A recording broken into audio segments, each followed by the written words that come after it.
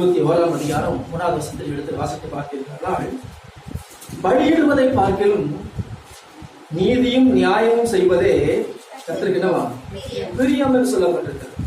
இப்ப நீதி என்கிற கனி நம்மள காணப்படணும், நியாயம் என்கிற கனி நம்மள காணப்பட வேண்டும். அது மாத்திரமல்ல, கனி மிகுதியாய் கொடுக்க வேண்டும்.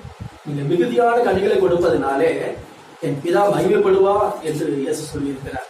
ஆமே, கனி கொடுப்பது மட்டுமல்ல, கனி எப்படி காணப்படணுமா? மிகுதியாக. சொல்லுங்க, மிகுதியான கனிகளை கொடுப்போம். அதுதான் மிகமான 15:8 வாசிக்கிறோம். ஸ்தோத்திரம் எனக்கு அன்பானவர்களே, மிகுதியான கனிகளை கொடுப்போம். இதுக்கு பிரியமானதை செய்யணும் அப்படின்னு நினைச்சீங்கன்னா கனி நம்முடைய வாழ்க்கையிலே நிறைவாய் காணப்பட வேண்டும். ஆகவேதான் தாவீது ராஜா விதமாய் ஜெபிக்கிறார். கர்த்தாவே, உங்களுக்கு பிரியமானதை செய்ய எனக்கு போதித்தரணும். நான் ஜெபிக்கிறேன். முக்கியமான ஜெபம் என்னன்னா, ஆண்டவரே, உங்களுக்கு பிரியமானதை செய்ய எனக்கு போதித்தரணும். 143ஆம் சங்கீதம் 10வது வசனத்திலே விதமாய் சொல்கிறான். ஒரு ஜெபம் அன்றைக்கு ஒவ்வொரு நாளும் தாவீதை போல நாம் ஜெபிக்க வேண்டும். என்ன ஜெபிக்கணும்? நமக்கு பிரியமானதை செய்ய எனக்கு போதித்தரணும், கற்றுத்தாரும் ஆண்டவரே. நீரே என் தேவன், உன்னுடைய நல்ல ஆவி என்னை செம்மையான வழியில நடத்துவாராக. ஆவி, நல்ல ஆவி என்னை செம்மையான வழியில நடத்துவாராக.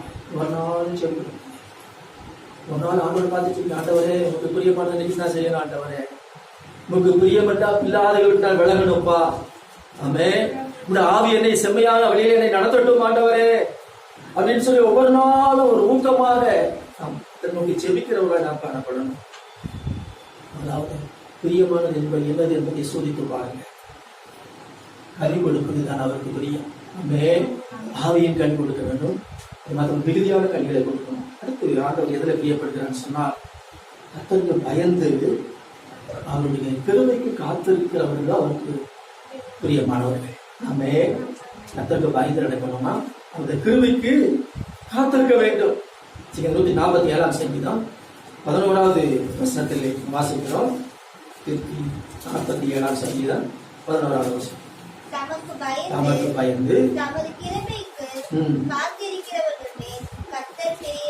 ஆமே, கர்த்தருக்கு பயந்து கிருபைக்கு காத்து. ஆமே, ஒவ்வொரு நாளும் எதற்கு காத்திருக்கணும்? கர்த்தருடைய கிருபைக்கு காத்திருக்கணும். எனக்கு அன்பானவர்களே, கர்த்தருடைய கிருபையை நாம் சார்ந்து நம்ம என்ன செய்யணும்? வாழ கற்றுக்கொள்ளணும்.